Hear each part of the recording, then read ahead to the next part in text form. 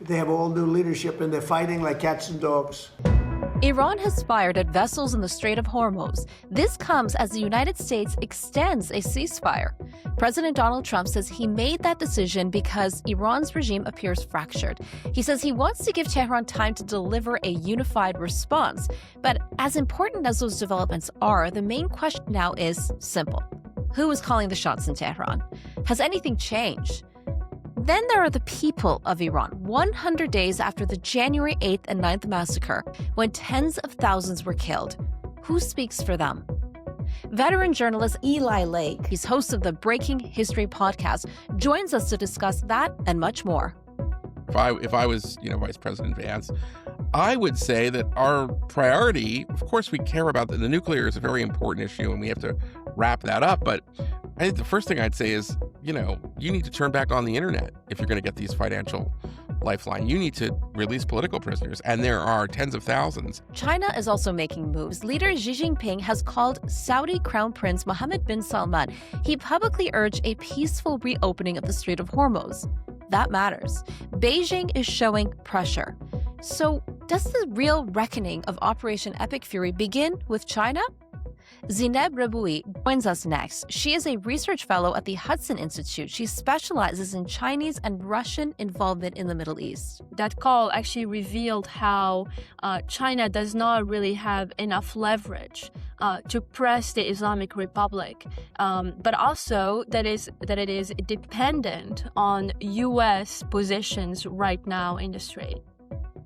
And while ideology may be fading inside Iran, it may be growing elsewhere. Our next story takes us to Kashmir. Some call it a mini Iran.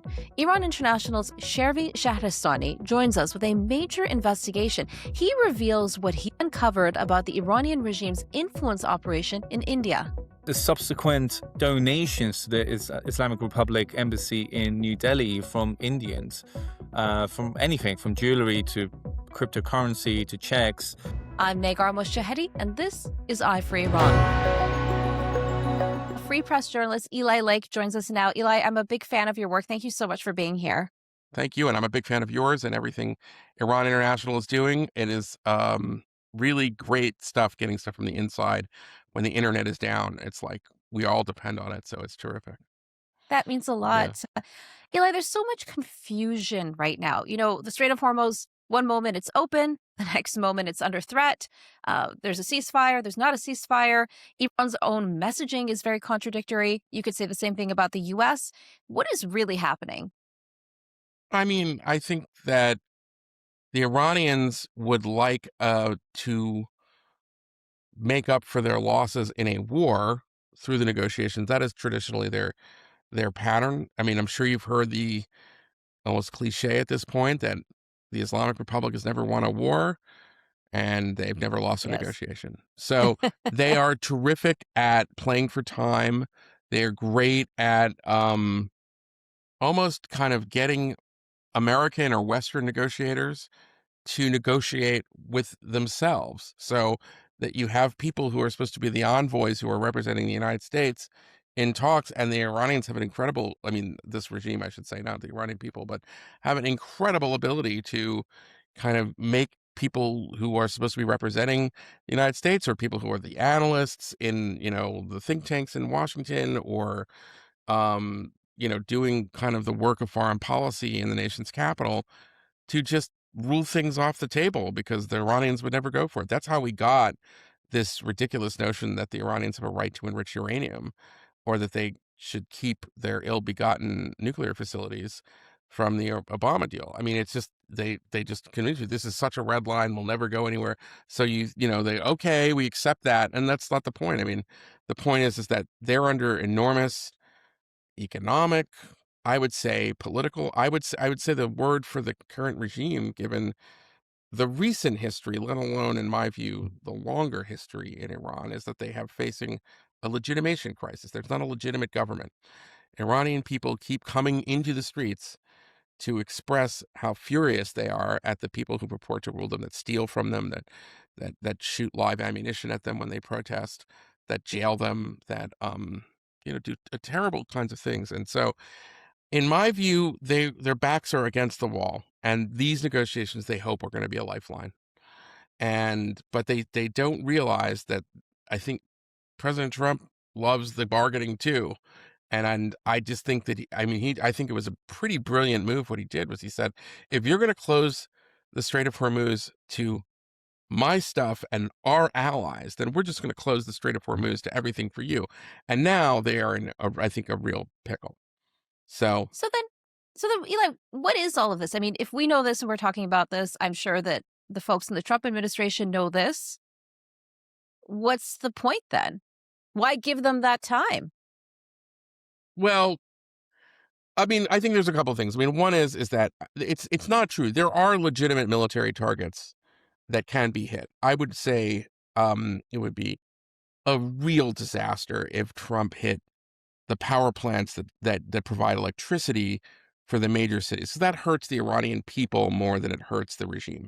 You It wrote hurts an the amazing regime. piece about it too. Thank Yeah, you for thank you. that. Yeah, it hurts the regime, but the price is too high for the Iranian people. We have to get back to something that I think Trump has understood, because if you go back to how we got into this particular situation, it starts with the uprising from late December, and then Trump comes in and says help is on the way, and so he understands that our best allies are the Iranian people on the ground.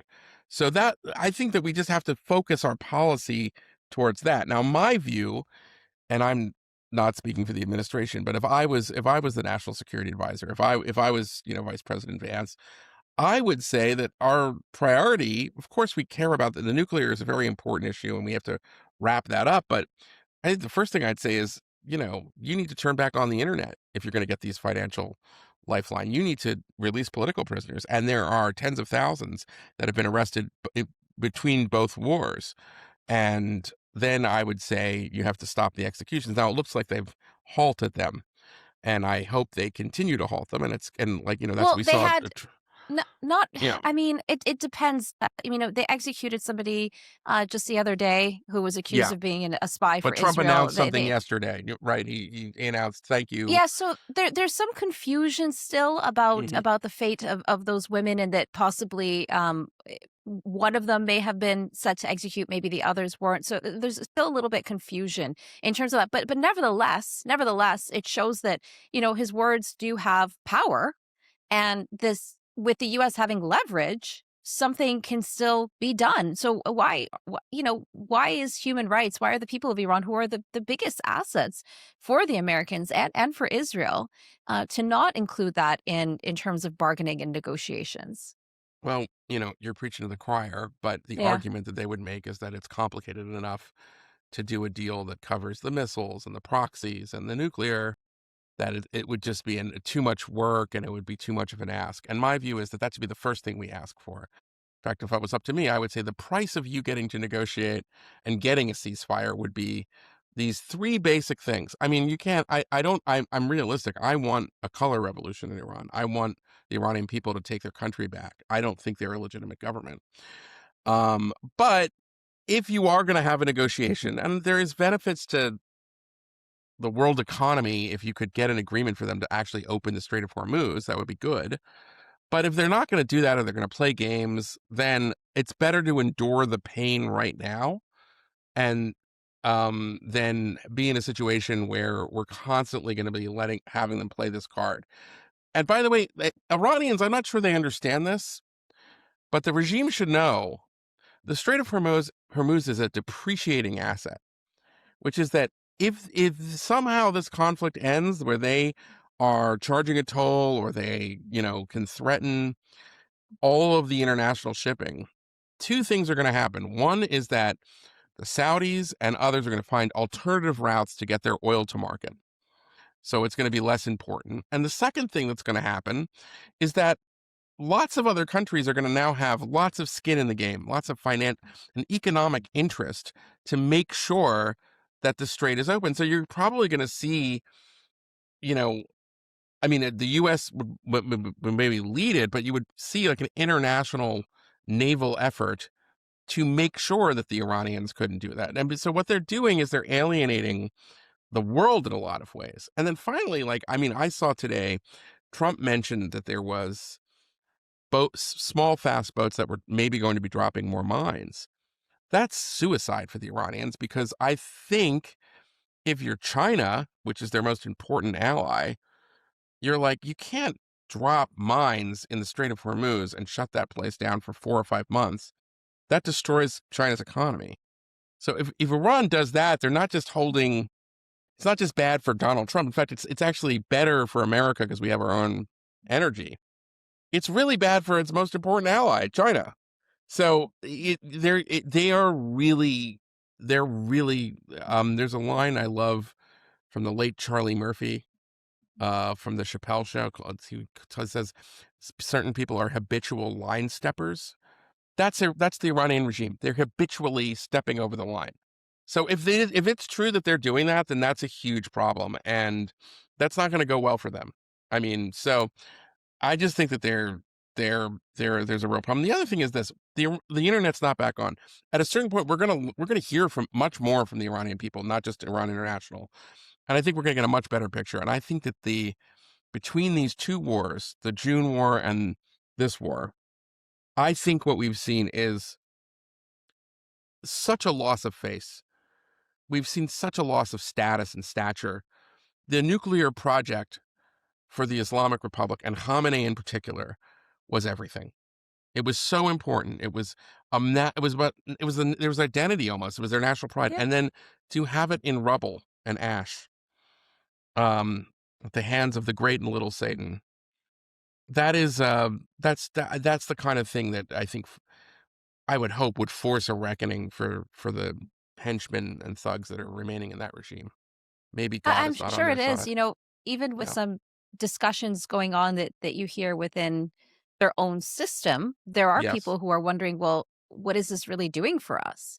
And with regards to China, you're right. I mean, this week it was pretty significant, but Xi Jinping came out and publicly, he made a phone call to Saudi's Crown Prince Mohammed bin Salman that we need to open up the Strait of Hormuz. And he's been very hush hush these past few weeks. For him to publicly come out and say that is a very big deal, because it's a Yes. huge detriment to China as well. Now, President Donald Trump says this regime is fractured and needs to, produce a unified response, hence why he gave an extension in the first place. Here at Iran International, we have an exclusive that disputes within Iran's leadership between Pezeshkian, his camp, and those in the inner circle of Moshtaba Khamenei, where there were some tensions, and that led to negotiations being blocked, a trip to Islamabad. So do you believe the fractures are real, genuine? Is this a tactic? Could it be both in terms of their playbook to stall? Yeah, I do think that there are genuine fractures. I think we have to look at it like this. Vahidi is the strongest chieftain right now because he has the mafia within the IRGC that supports him. But there are other nodes of power in the IRGC, the Islamic Revolutionary Guard Corps. And I think at the end of the day, with enough pressure, they're probably going to start turning on each other. I wouldn't be surprised if we started seeing some assassinations that are not Israeli. So that's one thing. Ghalibaf is an interesting figure. For the longest time, he was like best friends. They used to vacation with Qasem Soleimani. But Ghalibaf is widely considered, at least by U.S. intelligence, to be corrupt, which he is. So the thought was, okay, if Ghalibaf is he's the speaker of the Majlis. If Ghalibaf is going to be the new, power center, that's probably good for us because he can be bought off, and he is corrupt. He's not a true believer. But his position is probably, because of his corruption internally among the other mafia dons, is very tenuous. Then you have Rachi, who has, it's funny because I think Javed Zarif, who, cast a spell over so many in Europe and America, and is just one of the most skilled liars in recent memory, is distrusted among the the current kind of the IRGC crowd and so forth. Arachi has positioned himself as somebody who his power does not stem from having a kind of mafia internally, as I understand it. Arachi's power is that he holds the keys to the international community.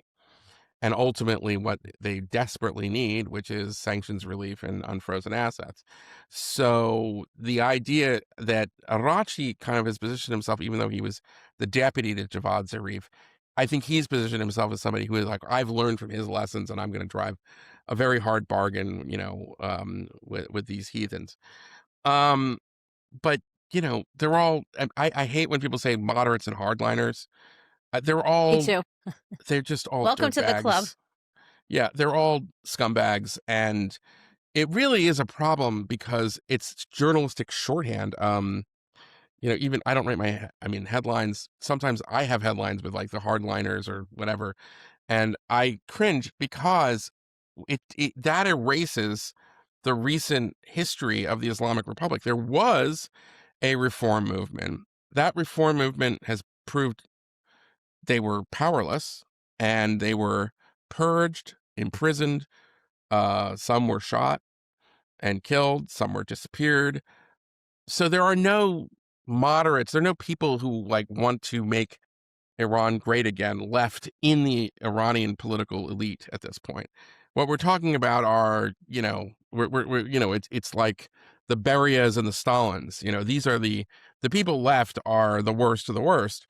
And so we just have to recognize that. Now, there will be fractures among them because I think that it is a little bit like, the mafia, that when there's enough pressure, they will at first unite against, the FBI, but then they will turn on each other and they'll say, they'll figure out who to blame for their situation, So in that respect, I'm hopeful. I think that the fracturing will be a good thing, but ultimately what we really need is a plan. And I think we have to have patience because it'll take some time, I think, for Iranian people themselves to get their bearings, to have the security themselves, to be able to come back on the streets. But once that happens, I think that we've seen potentially a model with Israel have shown this great capacity with these armed drones that can go to a Basiji checkpoint and take out a Basiji commander.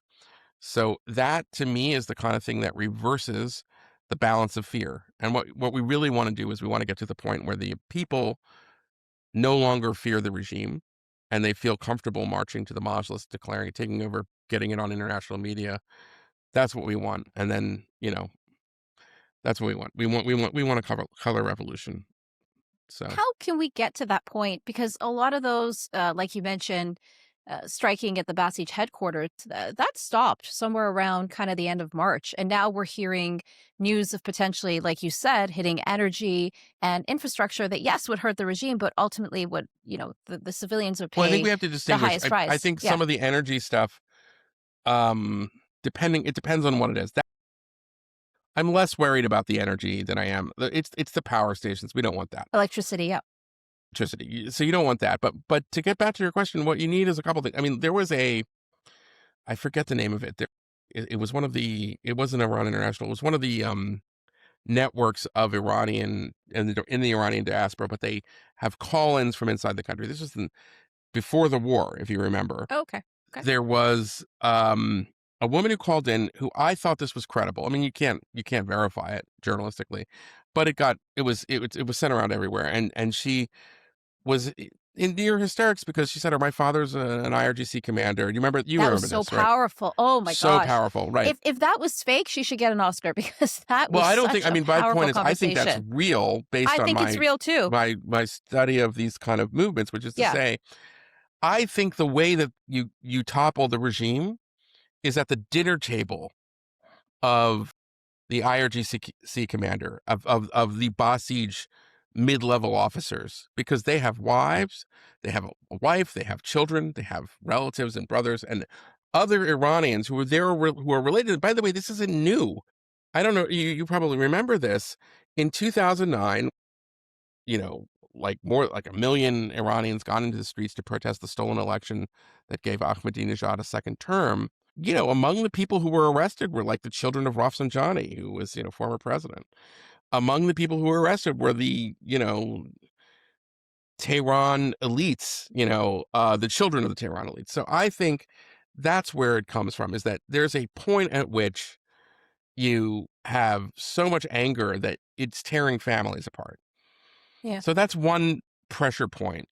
The second thing is that if you kill enough of the people who are in charge of deploying the shock troops and the thugs, then that causes a kind of maybe just a break in the ranks, which is what you want. You don't want the people who are going to be following the orders to shoot the military grade weapons into the crowd or go into the hospital and kill the wounded. You want those people to say, wait a second, what happened to my commander? What's going on? I don't know who's in charge. I better cover my bets. You know, I don't want to be one of these people, you know, who will face reprisals later after a revolution. That's another way. So that's the Israeli side of it. The other thing is communications, and there is technology that exists, not just Starlink. But there are things that we can do that we haven't done. You know, one thing that would be audacious, okay, but you know, if Reza Pahlavi has these, what does he call them, the Imperial Guard, if he has people on the ground, you know, if there is a way to bring in ex-special forces, military contractor types, or if, you know, maybe the Imperial Guard will have this capability, you can go to the buildings that actually connect the ISPs in Iran to the internet, turn it on, form a cordon, you know what I mean, and something like that. Now you can't do it, you know, out of nowhere, and if you don't have a plan. But if you have uprisings all over the country, if the Kurds start kind of rebelling, if the Baluch, and you have other things, then that will, you know, in many ways, that will scramble the ability of the regime to crack down if it's all over the country at once, as opposed to in like Tehran only. By the way, that's the lesson of Tiananmen Square. Tiananmen Square would have succeeded in 1989 had there been other similar things in other major Chinese cities, because they couldn't just they couldn't just pool all of their force into one place where, you know, obviously they had an advantage. So if you can manage that, now that's possible in this era because we have the communications. There are other technologies that exist as well that kind of create local area networks that are not dependent on whether the internet is on or not. You know, of course, there's Starlink. I think there are cyber things that we can do in this regard as well.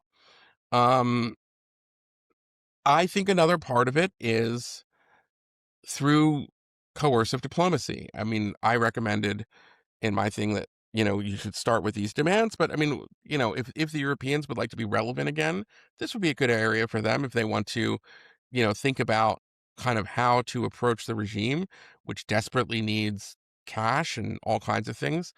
This is something they can do too, and they should know that if you do another massacre like this, that there will be enormous consequences for you, and you won't be able to get your frozen assets ever again, or just, you know, make them force the choice. And finally, it's going to be up to the organization. And they took such a beat. It was the massacre of January, I think, is still worse than we know. We're dealing with estimates. I think it's telling that the president says it's now 42,000 that were killed in 48 hours, maybe. I don't know if that number is correct, but I can believe it. Certainly, you can believe it, right? So that's what I mean. So these are we're talking about a combination of things, but there is no magic bullet. I mean, there's going to be a moment, but the way that this happens, the way it succeeds, is you make sure. And this is not me. This is Gene Sharp. This is Peter Ackerman. These are people who have studied successful nonviolent movements. The way that it works is that the tyrant or the regime gives an order, and the people who have to implement the order say no. That's what happened. You know, the great example is in Serbia with Slobodan Milosevic. He lost an election. He tried to steal it. There was a movement called Otpor, Enough. They ended up going to the parliament building, and at the moment of truth, whether you were going to, okay, I need you to kill 10,000 people, and the people who were in charge of the riot police said no. That's the story. So you got to get to that point. But I don't think it's that crazy based on my understanding of Iranian history and how horrible how much this regime is loathed and hated from at all strata now of society. I mean, you know this because you cover this stuff. It is really extraordinary that somebody like Mahmoud Ahmadinejad, Holocaust-denying hardliner president scumbag, hate that guy, but he has been a persistent critic in the last 7 years or so against the regime. Talking to folks that I know in Israel. Exactly. That's what I'm saying is that, like, if Ahmadinejad, who was the face of evil, is now saying we need these mullahs to go, that tells you something. That says it's just it's gotten horrible. And this is really like the part, like, I mean, those of us who are in the West, I think we have to also now look at, I mean, I think, and we should name them, the people who the Western podcasters who have Professor Morandi on their podcast and treat him as if he is just a professor at Tehran University need to be shamed. They need to be driven out of the business, not with the state. I'm not saying coercively. I'm saying they need to be, they need to be treated the way that Nazi collaborators were treated after we won the war. And there are a whole list of them. We could talk about them.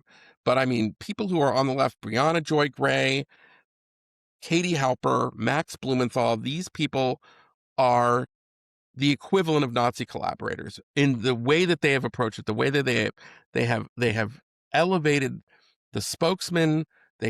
Drop site news has become in many ways just the mouthpiece for the regime. And this is somehow seen, at least among progressives, as the correct left-wing position. It's disgusting. I'm not on the left, so maybe it's not for me to make that point, but there. Sorry for the rant, Nagar. No. I actually I appreciate it greatly, and it's actually quite refreshing to hear. Yeah. Really. But I mean, And it's outrageous. How could Yeah. you have this Morandi guy on? I mean, he's a liar, and he's on Pierce all the time. He's on Piers. Well, I mean, Piers challenges him, so it's a little At least different. he does, but still. Yeah. But I'm saying, how can you have this guy on?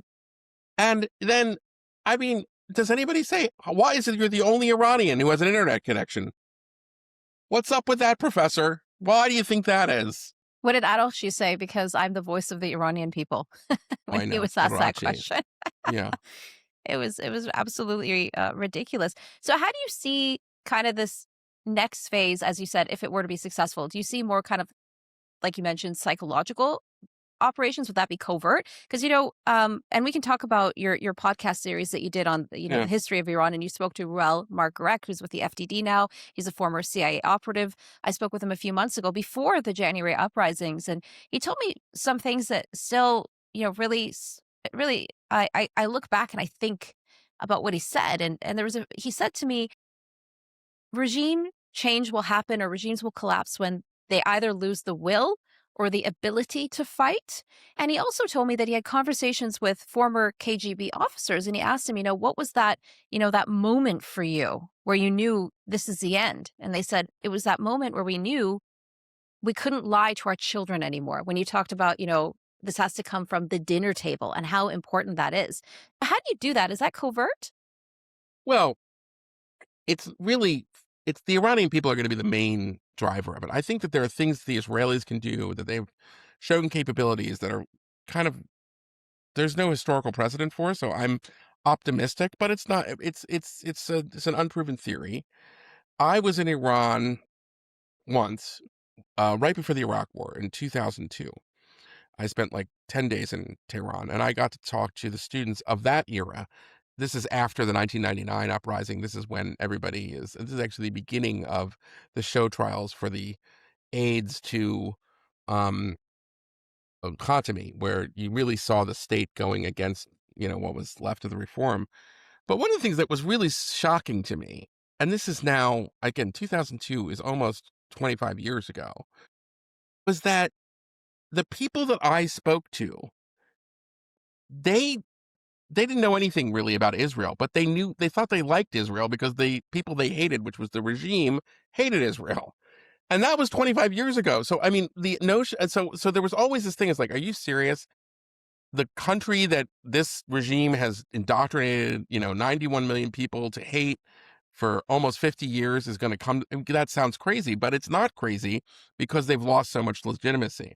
So that's an interesting kind of wrinkle, because I think that if you had a people's revolution, I think that Pahlavi needs to have more skin in the game. I wrote a critical profile of him a couple months ago, but from the place of somebody who wants to see him succeed, because I think that what Pahlavi represents is he's the one figure that you could see ethnic minorities, women's groups, the labor unions trusting to be an honest broker. precisely because he has said so many times he does not want to restore the Pahlavi dynasty, even though there are people working with Pahlavi who would like to restore the Pahlavi dynasty. And by the way, I would say the Pahlavi dynasty would be a million times better than, these sadists who run the country right now. So let me just put that out there. Um, but, so in some ways I would like to see him succeed, but I think what he needs to do is he needs to sort of have skin in the game. He needs to be sort of set up across the border in Azerbaijan or something where you just felt like his presence was there, and he needs to have a kind of army or a small, he needs to have fighters with him. Because I think it's important to sort of show that he is there willing to sort of liberate things. I think that there have been some talk about arming the protesters. That sounds a little bit fanciful to me, not because I don't think that the thugs and the regime deserve bullets in the head. They absolutely do. But it's rather, you don't know, the people who come on the streets, they're school teachers and you know what I mean? Like I don't think they would know how to use a gun in the first place. That's right. It's like you got to stick to the fact that it's people power, But if you saw massive demonstrations and then you had evidence that either the thugs that would be used to try to suppress them either refused orders, ideally, or were somehow taken out, by Israeli drones or something else, that's the moment that I think you could see. And I think that it's going to be hard. I think you need to give a bit of time now. It's not going to happen right away. I think the most optimistic timeline would be 6 months to a year from now.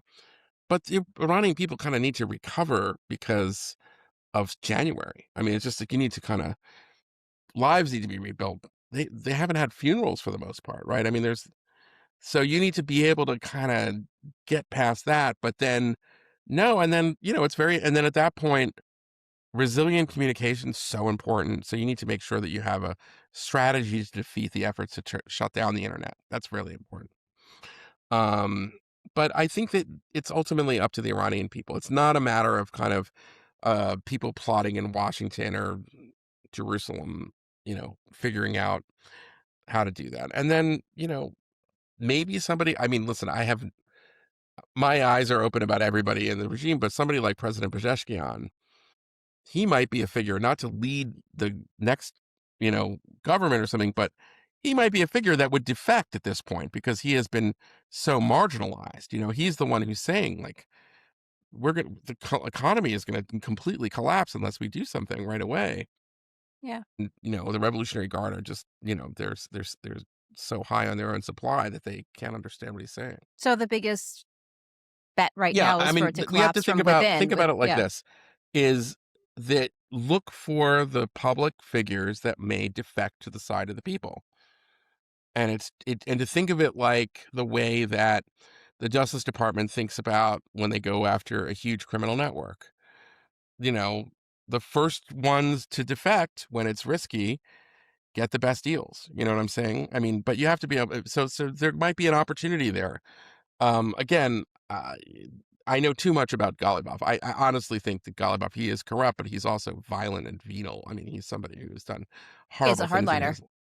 Beyond hardliner. Hardliner is Yeah. a euphemism. I mean, we're talking about somebody who I Yeah. think bragged at one point about like physically murdering people in jail cells that were arrested in earlier protests. Somebody who's a horrible human being. So again, like my view is string them up, like I'd say I would like to see, the people who are left, these people, I think they know. I think somebody like Vahidi is another one who understands there's no out for me. Like, you know what I mean? I'm not going to survive if this regime falls.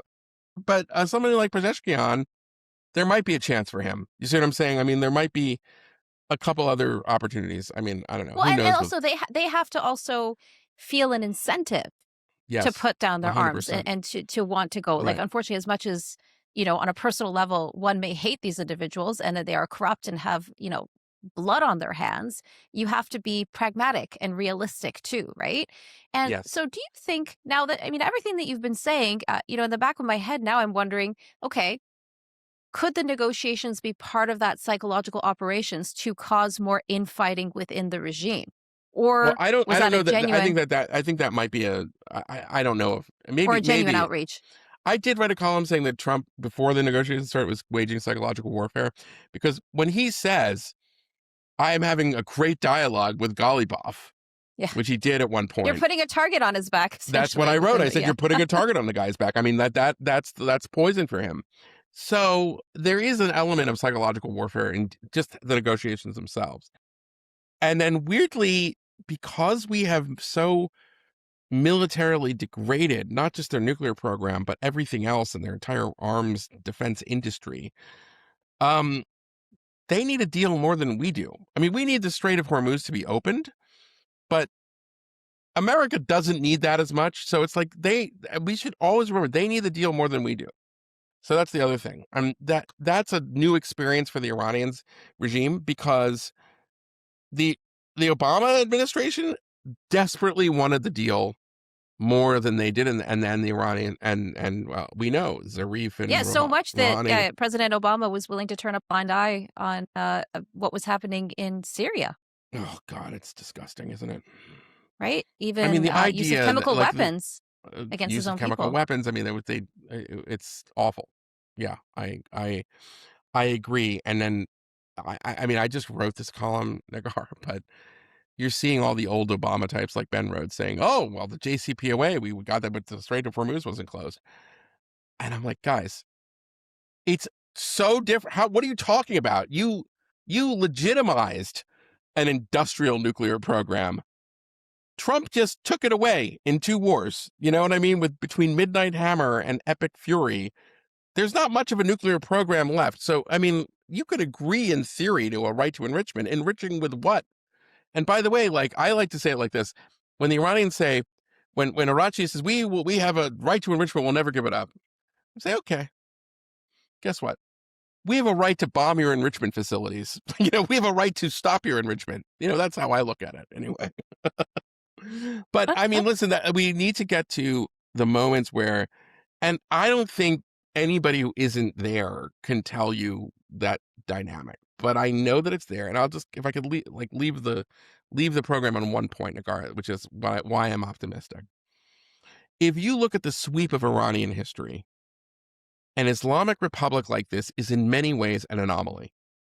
One of the things that Khomeini says during the revolution in 79, when he comes back, is he says, we are ending 2,500 years of shahs and kings. I'm not saying that Iran needs a king. It's up to, I think there's a democratic tradition in Iran that goes back to the late 19th century. What I'm saying is that we've never had, even under the Safavids, which kind of formalized that it was going to be a Shia country, a Shia Islamic country, the clerics, the mullahs never had this much power. It's unusual in Iran. There's no precedent in Iranian history for the entire state to be organized around sort of, the will of God. It's never been that way. I mean, and it's not to say that, yes, of course, the seminaries played a very important role, for the last, several hundred years. I mean, they were important for the education system. They were the major landlords. I mean, there was a lot of things that it was important, but there was always understood that there was a separate political class of people who ran the country. And it wasn't going to be the clerics. So it is historically an anomaly for Iran.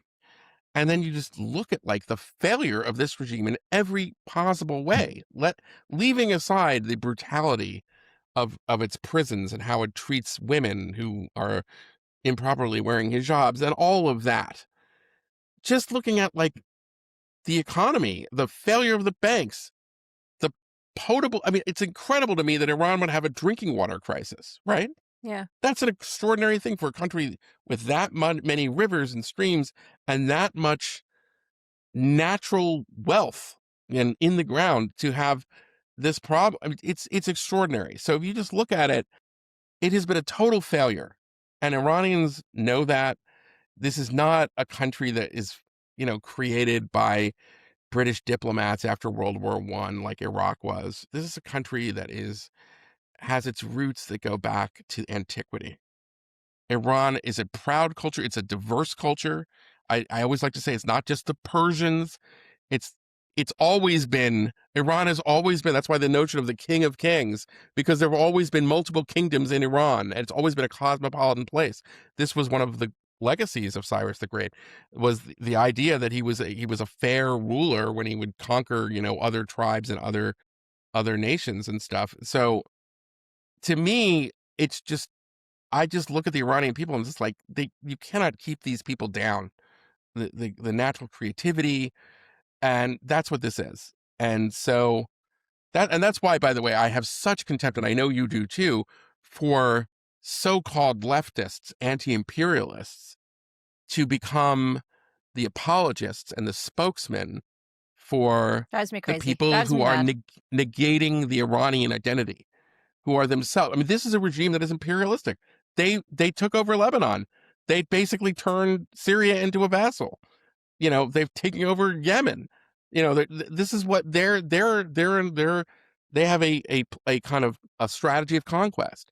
So that's what I'd like to see. And I hope that this struggle, we can just align the Iranian people with the wealth and the military of the West and Israel, that, in some ways it will mean so much. I think it will mean a lot to us, in America. I just think it will kind of turn the corner on the Iraq war and everything like that. And there's a lot of, we're at a real hinge moment in history. So it's exciting. Yeah, we really are. And, and I hear from non-Iranians, oh, Nagar, America can't get involved in, nation state building. And I said, listen, Iran has been a nation state for millennia. Yeah. There's no They can need teach for us how nation to. state building. Yeah. Thank you. But I love the story. Like, did you know that Cyrus, or maybe it wasn't Cyrus, but it was the Achaemenid Persian Empire, created the first postal service? Yeah. The believe first me, I know modern. everything that we invented. Yeah, It's something no, I it's bring up incredible. in No, every I mean, conversation. Yeah. I would argue that it's a toss up between Cyrus and the Hebrews that invent human rights. But yeah, there anyway. There's so much there, and there's so much potential, which is one of the things I like about Reza Pahlavi, which is that when he speaks, he is bringing that history into it. He's making that appeal, and my hope is that I think, and I believe there are tens of millions of Iranians who understand this. Of course, we have to worry about those that have been brainwashed. We have to worry about that, of course, but Or the 10% that are, it's their economic lifeline yes, as well. we have to worry For about now, at that. least. Yes, we have to worry about that, absolutely. But that but overall, it can't continue forever. So It's what do you see like the next step then? Where do we go from here with everything that you've said in this podcast today, which was very positive, and you gave very tangible paths forward and strategies to really crumble this regime from within, and to allow the Iranian people to essentially take over in a color revolution, like you said, in a non-violent way. Where do you how do you see this playing out in terms of like, what I guess I should ask, like, is the objectives of the U.S. very clear for you right now when it comes to Iran? well, I think the objective of the U.S. now is open the Strait of Hormuz, solve that crisis, and then we have. But are they thinking of the have, bigger picture like you are? Are they looking at that bigger I picture? think so. I think Trump is aware of it. I just think that there's a sense that for the United States, it's not going to be our fight. I think the Israelis understand that their job is not done until the regime falls. And by the way, that is almost a direct quote from David Barnea, the head of Mossad. So the Israelis are on it, and they're pretty good, and they seem to have the country wired, which is good. So the key is to try to get these forces together. It's tricky because one of the ways that that the Max Blumenthal crowd tries to discredit the Iranian democracy movement is by saying, well, it's just the Mossad, it's just a foreign operation. That is that's erasing the history of the Iranian people, really going back to, I would say, it goes back to 97. They elect Khatami. They say, okay, we're going to try to reform. Most of them understand by 1999, after the chain murders, There's no chance for that. And so it has been nearly 30 years the Iranian people have been saying enough. And that every few years it builds and builds and builds. And we see it. We know because you look at it from 2009 and then it's like, what, 2017, 2018, 2019. Every few That's years, right. the interval gets smaller and smaller, right? From women life freedom to the protests that begin with the Bazaris, who were the last to join women life freedom. You know what I'm saying? So it's like, that's what he's negating. And I don't think it should come from me. People, the left knows who I am, and they don't care, whatever. They dismiss me as a Zio neocon or whatever. Who cares? It should come from you. It should come from from Iranians who are watching this, who care about their country. They should know their enemy in the West, and their enemy in the West are these insipid little leftists who are pretending that the true, voice of anti-imperialism or democracy, progressivism or whatever it is, are the tormentors of the Iranian people. So let them know. And I just wanted to conclude with a song that you wrote. Thank you. And we'll play it out right now. Can I introduce it a little bit? Yeah, please do. So I wrote the lyrics. I'm using AI for the music. This is from part 2 of my podcast series called The Making of Modern Iran. You can go to my feed, Breaking History, to find it. It's a great podcast. And this was my effort to write a song expressing the disgust and the anger of Iranians in 78 and 79 at Khomeini and his crowd, who I say stole the revolution. So You Stole the Revolution is the name of the song. And I think it's pretty catchy. Sounds good. So tell us a little bit about the inspiration and what got you to do that, and your other songs that you've written about Iran too. Well, the first one I read about was after Ibrahim Raisi,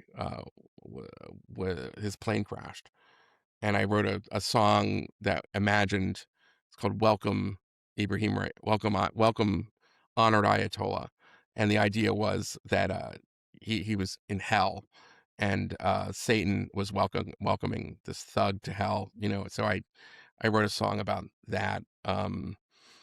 Which I think are some of my best lyrics.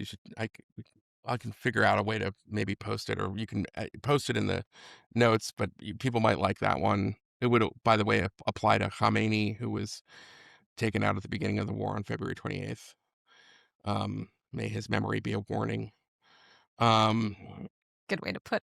And then I did the other one that I wrote about Iran was called King of Kings, because that was for the first episode of The Making of Modern Iran. It was really about the rise of Pahlavi, but it was also about just the idea of what the Shah represented, the idea that Iran is a country that has all of these other groups within it. So I love that. And the King of Kings is a very Persian idea.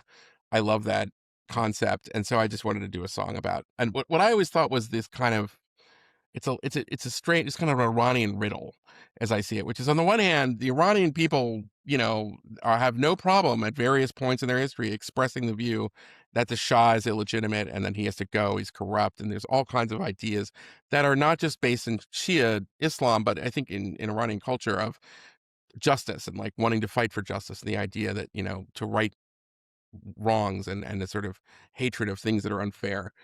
And yet at the same time, they always kind of end up empowering a very strong leader. So I always thought it was interesting that it was like, the 1905 revolution starts off and it was like, hey, we're gonna become a democracy. After all the horrors of the 19 teens and there were all kinds of problems. There was the flu epidemic. There was like all kinds of bad things. Mohammad Reza Pahlavi emerges as a kind of military hero at first, and the Majlis votes for him to basically amend the constitution so that they create this position of the Shah. And we see that even with Mohammad Mossadegh, who was, for most of his life, a real constitutionalist, a liberal. But when he becomes the prime minister, there's something that happens where he is seduced by executive power. he wants to, he starts arresting judges. He starts trying to take over the military. He eventually closes the Majlis and doing all kinds of things. They're basically consolidating his power, becoming an autocrat. So I find that a kind of I call it the kind of Persian riddle, which is like this idea that on the one hand, you better not screw us. We also want the strong leader.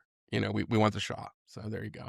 So the chorus to that one is, we love the Shah. We love them all. We love them till we threw them off. So the idea is kind of like we love the Shah, we love the king right up until we don't. Which is a very Iranian idea. You know what I mean? I like that. It definitely is. It definitely is. No, well, you're brilliant, Eli. Once more, can you tell us how we can tune into your podcast and read your work?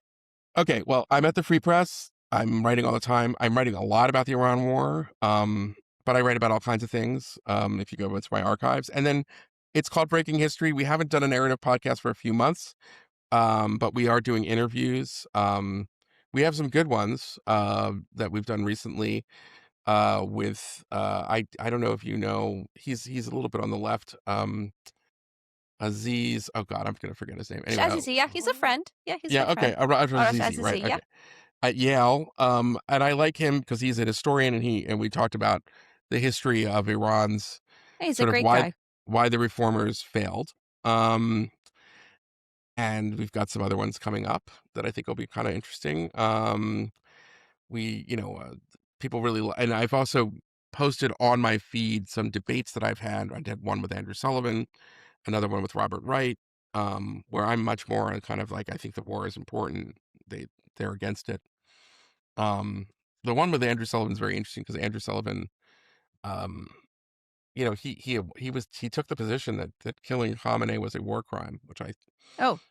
I think killing Khamenei, is deserving of a Nobel Peace Prize. Does he not know about all the war crimes he committed? But I know, well, there you go. Anyway, but you should listen to it and hear his perspective. But I think it's important to kind of have. I like debates, and I think debates. Knowledge is power. Knowledge is power. You need to know what people are thinking, right? To be able to combat that, either brainwashing or propaganda that's out there. Well, thank you so much. I really appreciate it. Thanks you. Again. Zineb Rebua joins us now. She's from the Hudson Institute. Thank you so much for being here. Thank you for having me, Negar. Oh, it's a real pleasure. Zineb, something interesting happened this week. China's leader, Xi Jinping, publicly called for the Strait of Hormuz to reopen peacefully. He had a conversation with Mohammed bin Salman. Why is that significant? I think it marks a huge break because Xi Jinping for the last 3 weeks basically did not make enormous statements. He did not make a huge press conference about it. He was not very public about what he thought of Operation Epic Fury. But what has been very interesting is that obviously everyone in the region knows the ties between Iran and China. Basically, China providing the infrastructure, the missiles, the arsenal, but also providing a diplomatic support for the Islamic Republic. And there was this assumption, especially since Saudis have normalized with Iran, through China, that China can play a role in mediations, in helping especially Saudis get in touch with the Iranians so that they can tone down on the proxies, especially the Houthis that have been extremely harmful to Saudi interests. But it seems that it's just not working. On top of the fact that the Houthis are still now building capabilities, the Iranians have been hitting Saudi and Gulf facilities, despite having these channels with Beijing. And so, what has been also interesting is that what the Islamic Republic did by weaponizing the Strait of Hormuz is that it thought that by doing so, it can coerce the U.S. president into halting the operation, etc. But in the process, they've been hurting China. China relies on the strait not just for the oil, but also for the fertilizers and other important commodities. And I think that that call actually revealed how China does not really have enough leverage to press the Islamic Republic, but also that it is dependent on U.S. positions right now in the Strait. Wow. So does that show a weakness in China? Yes, I think it's a major weakness, but it's also a bigger one, especially given that the Iranians have been hitting Gulf facilities, Kuwait, Qatar, all of these countries, even the UAE. They do have a relationship with China. China could have stepped up and could have asked the Islamic Republic and the IRGC to stop its aggression, but it didn't. And I think that it's very revealing. The other weakness is also, I think, a diplomatic one and a political one. Precisely because of what I said, this sort of dialectical relationship and political stance of China really having some sort of balance between the Gulf and the Islamic Republic. I think that there was this assumption that that the moment the Americans and the Israelis are going to intervene in the Middle East, there is going to be a huge backlash, especially Gulf countries opposing that. Just a reflexive position, the Israelis should not intervene, we're against war, etc. It didn't happen. Arab Gulf countries are now siding with Israel, siding with the United States. In fact, they're pressing. They're the ones pressing right now the United States to to finish the job, and to have a drastic, and to have a bigger victory. That positions China in a weird. Puts it in a weird spot precisely because they made the bet that the United States position would divide the Middle East. Yeah, that definitely not the outcome Tehran was hoping for. But why did China not intervene in the sense of telling the Islamic Republic to quit it, essentially? Yeah, I think that it's I think we don't know yet, to be frank about what they said, what they didn't say. What we can say, however, is that whatever they're doing is just not working, and it's not working in two ways. The first one is that there were reports about how China was actually helping the Islamic Republic and helping the IRGC with targeting data, and the evidence for that is in the precision of the IRGC's strikes and how their missiles and targets have been much more precise. So they've been helping that way. The problem with that is that the United States during this operation, it's hitting the Islamic Republic within its command and control. Meaning that whatever targeting data you're delivering, the people who have to execute are just not there. So in that way, saving the IRGC, I think is the wrong bet. The second one is that why they can't intervene. I think that they just lack leverage. I think that also the IRGC is fanatically committed to survival. I think they sense that it's the end. For them as a revolutionary system, they have problems recruiting the youth. The Iranians are not joining the IRGC ranks. The IRGC has an absolutely catastrophic economic situation. And it shows in the inflation, it shows in the currency. And so I think that the IRGC, whatever it hears from China, will simply not act on it because they're in a situation where they see really the beginning of the end. And for China to publicly admit this with regards to the Strait of Hormuz, eh, what does that signal to you? Does that show their anxiety? Because they've been so hush-hush for the past few weeks. I think that they're absolutely anxious precisely because for a long time there was this assumption that the United States was in decline. And Xi Jinping perfectly said that. He said that the West is declining and the East will rise. And so there was this belief, especially after the Afghanistan withdrawal, that United States is in a steady decline and that whatever they do abroad is going to be catastrophic, or simply not in their interests. However, especially because of what Trump did in Venezuela, what he's doing right now in Iran, but especially in the Middle East, he's really breaking the status quo that benefited China.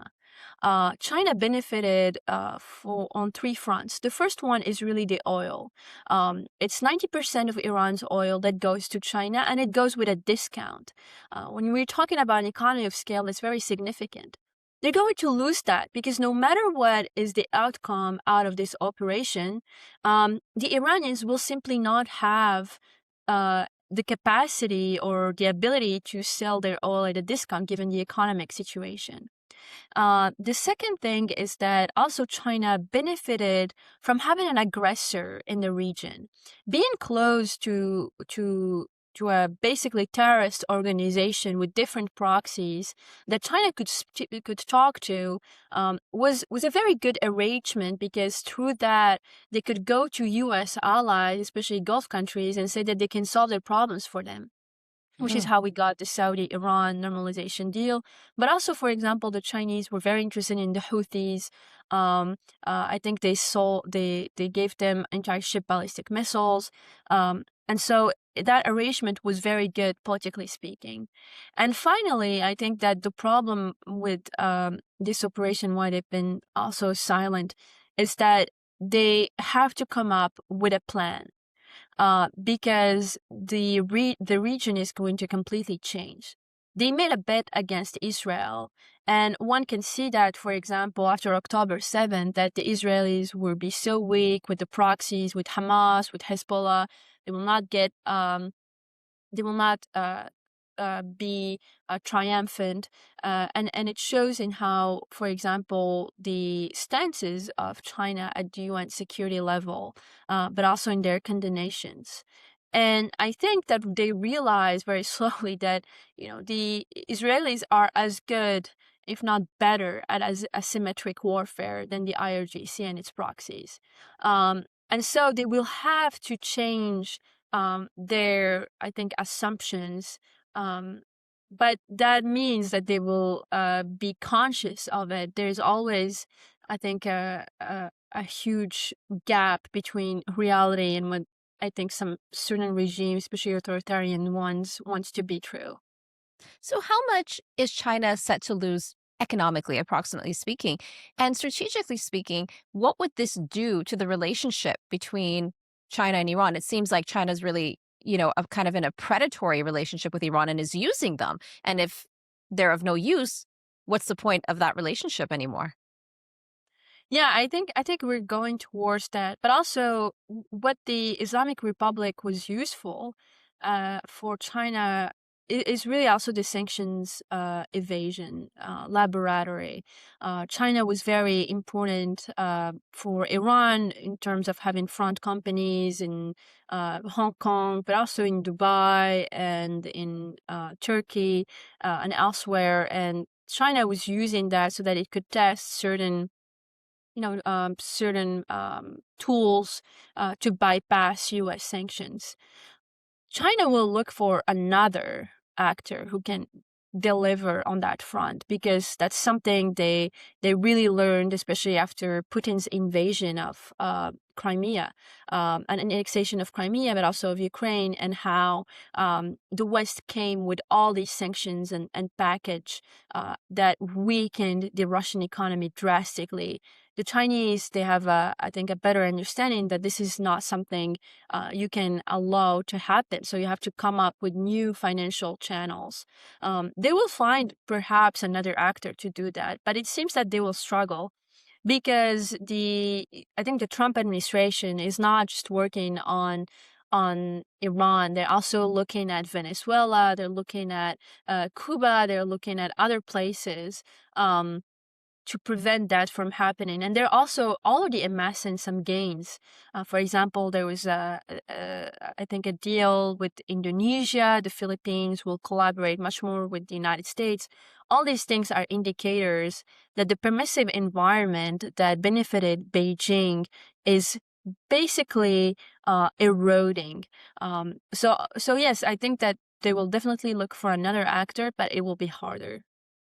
And the U.S. Treasury recently sent a letter to banks in both Hong Kong and China warning them about accepting finances from Iran. Yes, and that's a very big development. Um, uh, uh, I think that it's a very important point, precisely because what is interesting with this operation is that it's working on two fronts, on the military side, but also on the economic side.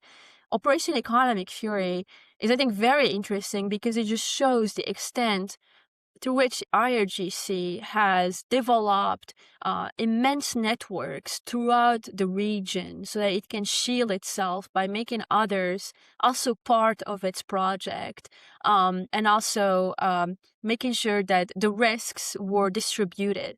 And I think that that what the Treasury is doing, basically also sending a message to China before Trump's trip, that this is just not that this is just not permissible, that the United States will not allow these sort of actions. So yes, I think that it was a very welcome development. Based on everything that you've said and laid out, is Operation Epic Fury really about weakening China? Look, I am in the I think in the group of those who think it is about weakening China. I don't think the administration says it this way. I don't think obviously that that I can read Trump's mind and can tell you exactly what he's thinking. But when you have basically an Islamic Republic that received weapon systems from China, had its own military arsenal from China, its own surveillance system comes from China. China built a huge and helped Iran bypass several Western systems. The GPS that Iran uses is from China. So even in the repressive system, it is a Chinese model.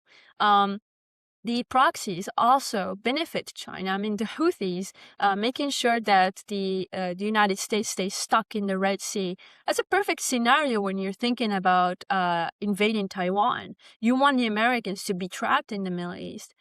And finally, yes, you also, as I said, on the sanctions, you want Iran to stay a laboratory so that you can have a financial system that still works despite U.S. sanctions. But also you want a Middle East that is divided. If the Islamic Republic stays has a nuclear weapon, has a missiles and drones architecture that helps it survive, you have a better chance in making sure that Gulf countries will not align with the United States when it comes to countering China, because they will simply think that China can deliver when it comes to countering Iran.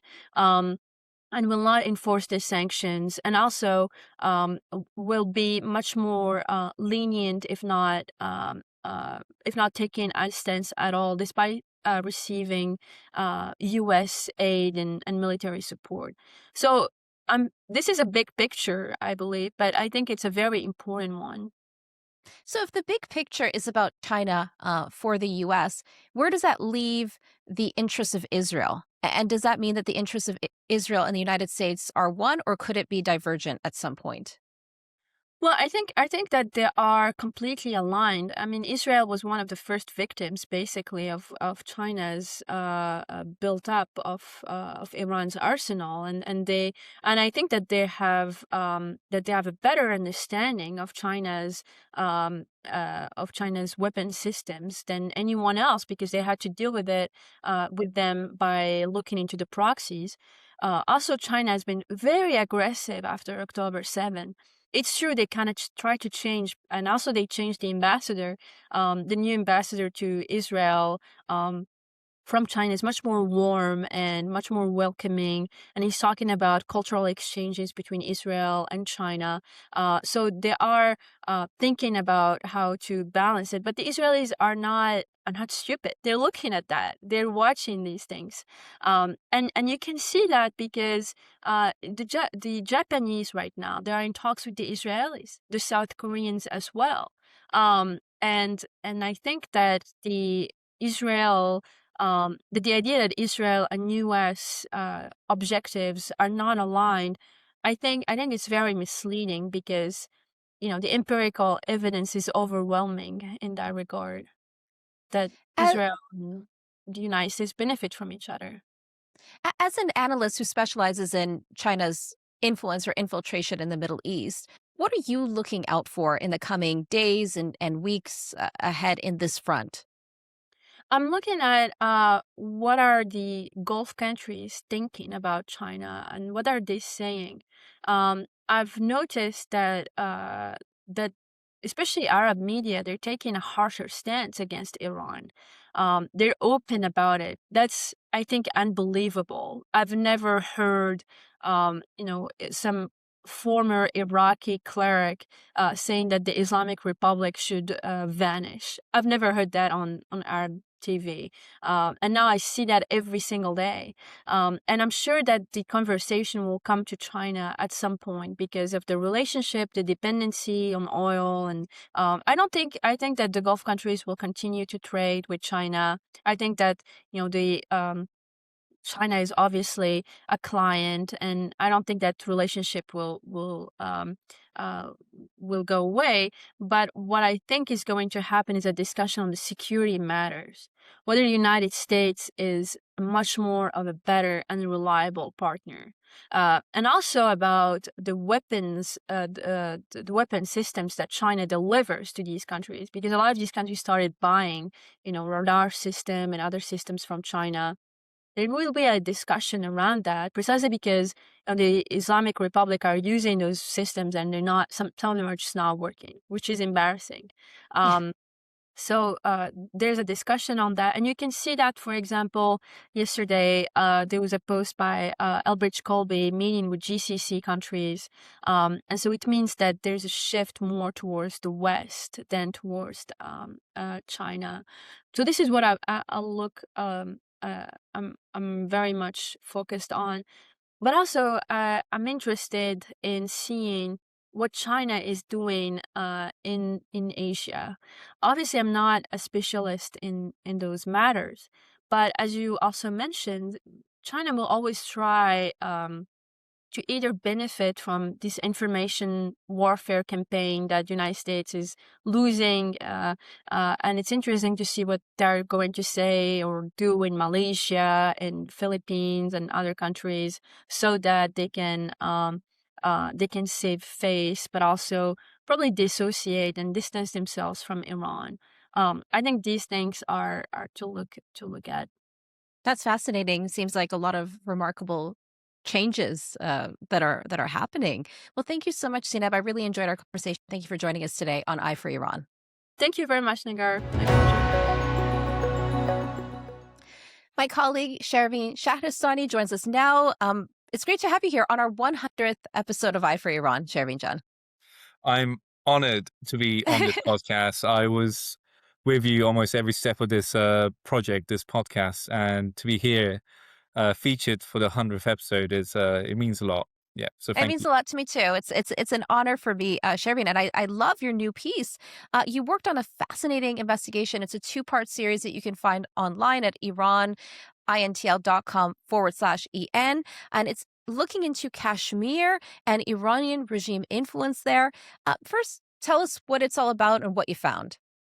So this was quite a challenging story, not least because it's a part of the world that's sort of underreported at best. There's good local reports going on, but it doesn't filter into the news consumption over here. And so how this story came to me was the day and the days following Ali Khamenei's death and the mourning that we were seeing across the world, but specifically India really caught my eye. We were seeing footage out of Iraq, out of Pakistan, out of Lebanon, out of Yemen. These were known knowns, right? No one was surprised to see that, and I was fully expecting them.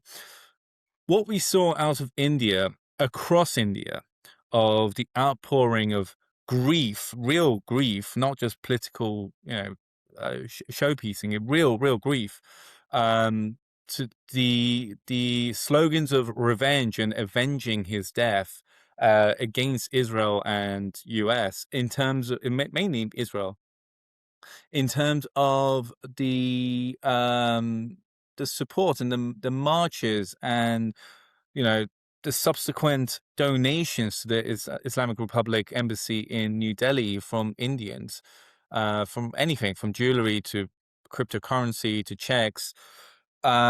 It has been wild to see it and develop, and it really needed addressing. So, how it went about is just first starting off with academics, then going into Western think tanks, and then going into underground sources there. And why do some people call Kashmir kind of a mini Iran?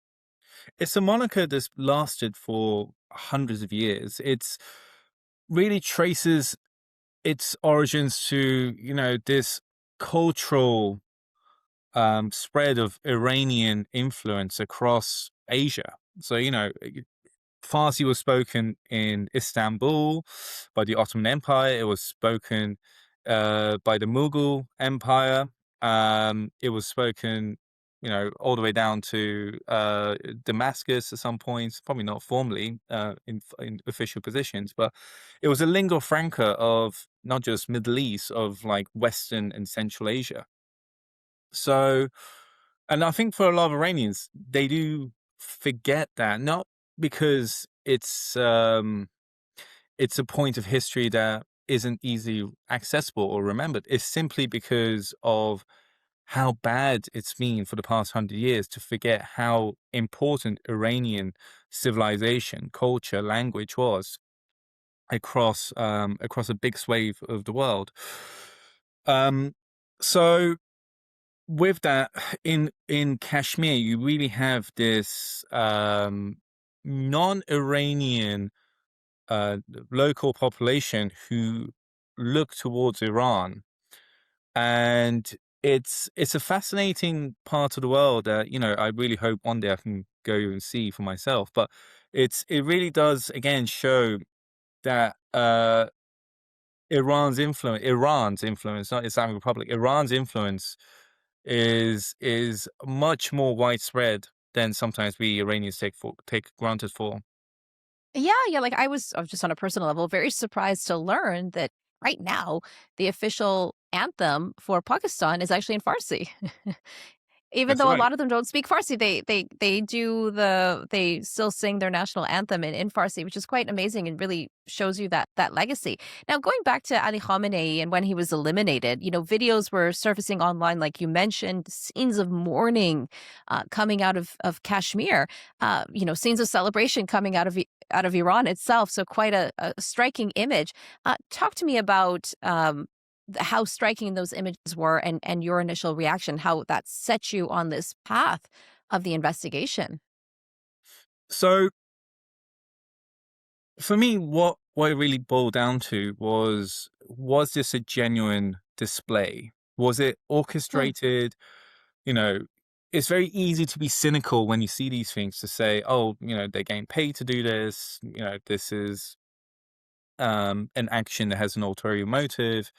And remember, India is geographically far removed from what we typically think of Iran's sphere of influence. And so what I was seeing was genuine emotions, genuine outpouring, genuine connection with Khamenei, with a religious figure, with an Iranian figure. And, in the course of my investigation, as I spoke to a lot of people, and I needed to speak a lot to a lot of people because, frankly, there was so much to unpack, and so much of it is underreported, in my opinion. That I really need to be sure what I was hearing and seeing was actually the case. And what I eventually got to was, in India there is a two-way connection with Iran. The first is that the Iranian civilization, that lingua franca of Farsi, that, some do say that predates Islam. It goes back 2,000 years. But then also you can consider, the Mughal Empire and, that influence as well. That was only 500 years ago. And then you have the Islamic influence as well. And what what what it really boils down to is that the Islamic Republic is gaining political and social capital in India, and I guess across the world, but right now we're focusing on India, using its pre-Islamic history as well as its Islamist um, politics and ideology and world viewpoint. That's interesting that they're mixing the two together because as you said, they're two very different entities. When it comes to not the Iranian, historical ties that we have to those South Asian countries, when it comes to the Islamic Republic, how does that influence work in practice? Are there madrasas, clerical schools, charities, media? Yes, so um, in the course of my investigation, two organizations popped up that warranted a mention. One was the Imam Khomeini Memorial Trust, and it's a organization that was founded in Kashmir following the death of Khomeini by local Kashmiris who wanted to carry on Khomeini's message. His revolutionary message, his ideological viewpoint. And at the same time, you had the Al Mustafa International University, founded inside Qom, which trained up international students, flew them into Iran, gave them stipends, gave them housing, gave them education in the Islamic Republic tradition of Shia Islam. And it was only for international students. So there was a two-way kind of relationship forming, especially with South Asia, where you had a institution being set up that took inspiration from Khomeini, and then you had some of those people being flown into Iran. Some of them get married to Iranian women or men, well, I think mostly women. And it creates this, a shared religious, cultural exchange of ideas and identity. But, it's worth noting that Al Mustafa University has been sanctioned by the US and Canada as a entity that trains people for the Al-Quds forces of the IRGC. So again, there is as much as you want to say cultural exchange, the Islamic Republic has weaponized that cultural exchange in its favor, and in terms of creating a network of people who would fight for the Islamic Republic. So basically, this ideology could translate to security issues. Can you talk to us about potentially lone wolf attacks and radical networks, sleeper cells? What do you know of that? So this is a concern that's has been around for many years, but when it comes to what Iran has in its repertoire in terms of how it can exert itself internationally, now that it's missile systems, we probably have a good idea that a lot of its production has been crippled by the war. Its drones capability, its national population would probably struggle to be inspired to fight for it. You have a very core central support within Iran for the Islamic Republic, and then you have the foreign militias who we have seen come in and be deployed inside Iran just before the crackdown during the January uprising, and now more during the ceasefire.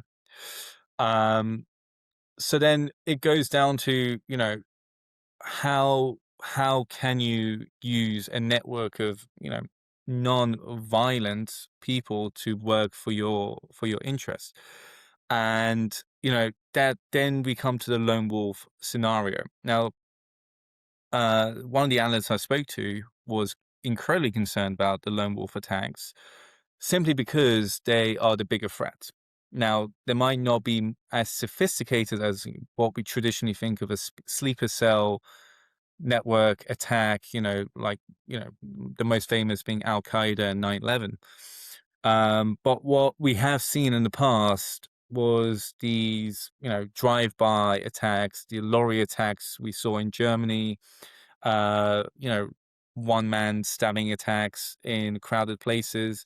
So we have seen attacks against Jewish and Israeli groups in Europe, in London, and elsewhere, but by a group that's linked to Iran, is claimed to be, is purported to be linked to Iran, and this group has emerged since the war has begun. So again, it's very hard to say whether they're lone wolf attacks or the organized sleeper cells. There's police investigations happening.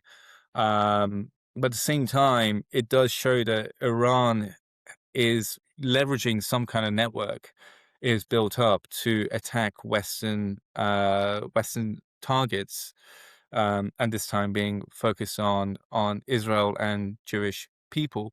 And again, this goes back to this call for revenge. Iran has made it, and I think a lot of militia groups across the Middle East and Pakistan have made it. But when we heard those calls for revenge by the Shia and Muslim groups inside India, and India is the third largest Muslim nation, has the third largest Muslim group in the world, and it has the second largest Shia group in the world, second to Iran. So when you factor those in and how genuine that support is for Iran, then you do have something that could worry many analysts, security analysts around the world. Yeah, that leads me to my next question because you talked about how this is so underreported. We often talk about the Iranian regime's influence operations, infiltration, and campaigns in the West. So tell us more about why this matters and why maybe more focus and attention needs to be put on this. Are things going under the radar potentially? Potentially, we are worried about potentially because at the same time, you had India really focused on Pakistan. I mean, there was a mini war or a skirmish, just for a few weeks last year, towards the end of the year, and that was prompted because a Islamist Sunni group attacked a Indian tourist spot in Kashmir and killed something like 25, 26 Hindus. And that prompted a war. India's priority, from what people have told me, is that they are focused on the Sunni threat. And because of that, the Shia influence has either been given a second look or given the benefit of doubt, because it's a way of curtailing the Sunni threat, which is to this Indian security establishment a bigger worry. But at the same time, what that means is if there is this real sense that vengeance needs to be committed to avenge Khamenei, you could have a potential scenario where that might not, the Sunni threat might not be the only thing to worry about. Yeah, definitely. And what is your biggest takeaway to conclude that you want our audience to understand right now? The biggest question right now is to understand whether Iran is more or less dangerous Hmm. than when the war began in February 28th. Um, there are reasons to think that, again, with its munitions and its production capabilities crippled, Iran could be a red herring now. Is there's all bluster no action. But it also does signal that with the IRGC seemingly in control of the government, and even when you say the IRGC is in control of the government, seemingly it's not just one branch of the IRGC. It seems to be quite disconnected patchwork of groups within the IRGC. When you have that situation, and you have people calling the shots who don't see eye to eye to other people within their network, you can have a situation that's very dangerous and could potentially be more damaging for people in India, for people in the West, people across the world. And I think that's the biggest thing right now. But that's the thing we need to be looking at. Well, thank you so much for taking this on. It's a very important story, and I direct people again to our website, iranintl.com/en, to go check it out. Thank you so much, Shervin. My pleasure. Thank you again. If you like this episode, you can hit the like button, and we really want to know what you think and what you'd like to see for future episodes, so please leave us a comment on the YouTube channel. You can also check out our dedicated English website at iranintl.com/en, and please sign up for our weekly briefing newsletter at iranintl.com/newsletter.